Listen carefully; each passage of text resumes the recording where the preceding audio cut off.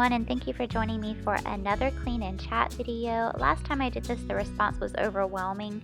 You guys said that you loved the idea of cleaning your house while listening to something informative about your mental health. I get it. It's like cleaning your house and your soul all at the same time.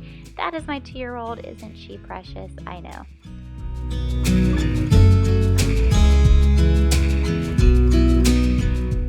So I got my candle lit and I was ready to go, and then what do you know? Addie! What? It's time to eat, pumpkin!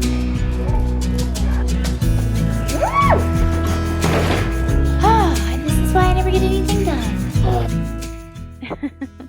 Yes, that was my 2-year-old falling into my recycling crate.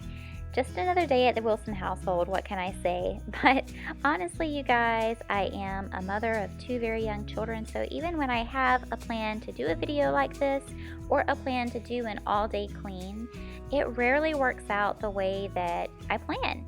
So you just have to roll along with the punches. As you can see, I'm cleaning in between diaper changes and feedings and snacks and wanting to go outside, and that's just the way that it is for us mothers, isn't it?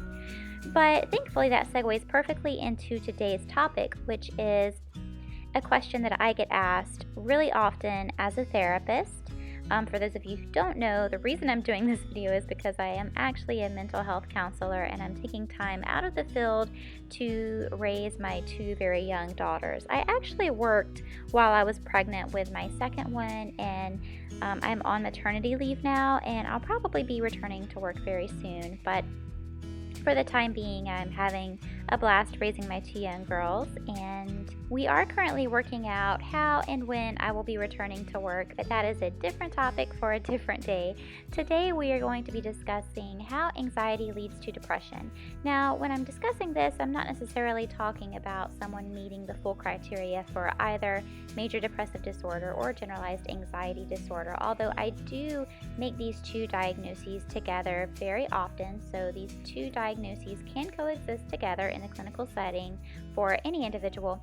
But today I'm really just talking about feelings of anxiety or a depressed mood, not necessarily someone who meets all the criteria for the disorders, although this information would apply to that as well.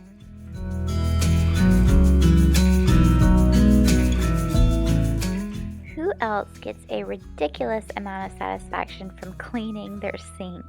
I love it so much. It's one of my favorite things. And I love these Sink Fresh lemon, I like to call them lemon pearls. It looks like a little lemon pearl, does it not?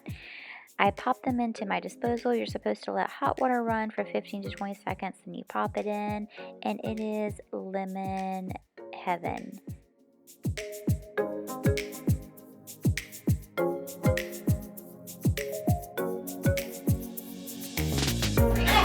Oh, Timmy, thank you. Remember how I talked earlier about rolling with the punches when cleaning the house with a 2-year-old and a newborn?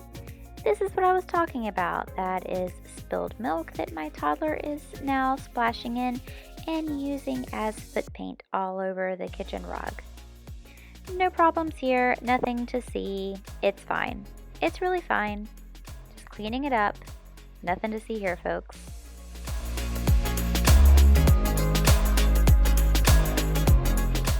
Now, as far as anxiety leading to depression, this does not apply to every single case, but one of the predominant ways in which I do see anxiety lead to depression is in just general feelings of overwhelm. I see lots of individuals with perfectionistic personalities that are basically overachievers. They want to get 1,000,000 things done, and they have, at least 1,000 items on their to-do list, and they want it all done right now. And having so much to do and so many responsibilities often can leave an individual feeling just very overwhelmed and wondering where to even start. And generally that is the issue. Where do I start? And not knowing where to start on that to-do list of 1,000 things that this person wants to do tends to lead them to feeling stuck. With those feelings of being stuck in one place come the feelings of depression. If I'm not moving forward, then I'm staying in the same place.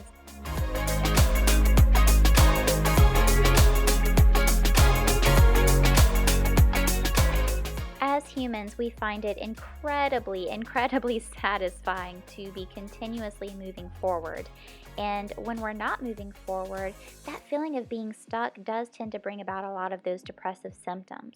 We see this even from our ancestors, our hunter-gatherer days, where our ancestors were typically nomadic peoples moving from one area to another.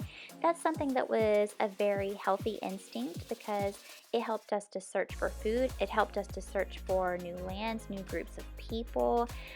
It was best for us typically to continue moving forward all the time. And so that's something that we've carried with us in our brains and bodies over centuries and centuries. Forward progress is just so deeply satisfying to us as humans. And so when we're not getting that satisfying feeling of progress, we do not like the feeling of being stuck, and I do see that in many cases leading to depressive symptoms. And one resounding feeling that a lot of people experience with depression is the feeling of failure. That is a notable theme in depressive symptoms.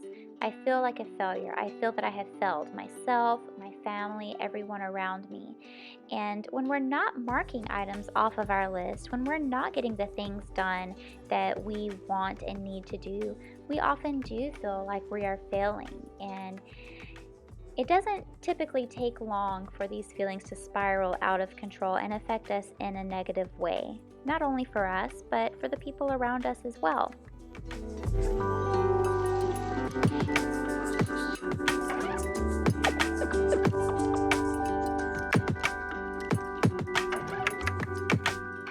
So now that we know how anxiety leads to depression, basically by taking on too much at one time to the point where we don't even know where to start and leaving us feeling stuck, what do we do about it? Well, the answer is quite simple. We don't take on that much. We break that list of 1,000 things that we need to do down into just the first 3 things. What can I get done today? Or what can I get done even in the next 5 minutes? And perhaps if you're really struggling, if you're having more severe symptoms, such as having difficulty getting out of bed, having difficulty taking really any steps forward, getting anything done that you would really like to do, someone in this situation would start by making a list of the most basic things one can possibly do. Like, number 1 on the list, get out of bed. Number 2 on the list, brush your teeth. Number 3, put on a pot of coffee. And as you're going through and doing the things that you need to do, you are marking every one of those items off. For me, I love marking items off of a list, and I don't just put a graceful little check beside the item whenever I complete it. I put a giant slash through the item as if I've just conquered it Game of Thrones style. And this is so very important to do. Every little item that you complete is something worth celebrating, particularly if you are having feelings where you're just feeling really down and having difficulty getting motivated. And remember that forward progress is forward progress. You don't have to look at the end to know that you're going to eventually get there. All you have to do is look at the very next step. I hope you enjoyed this video. I hope you found it inspiring. I hope it helped you to remember to take care of yourself, to give yourself a break, but also gave you a little bit of motivation to tackle a couple of those things on your to-do list. All right, I love you. Have a wonderful day. I will talk to you next time. Bye.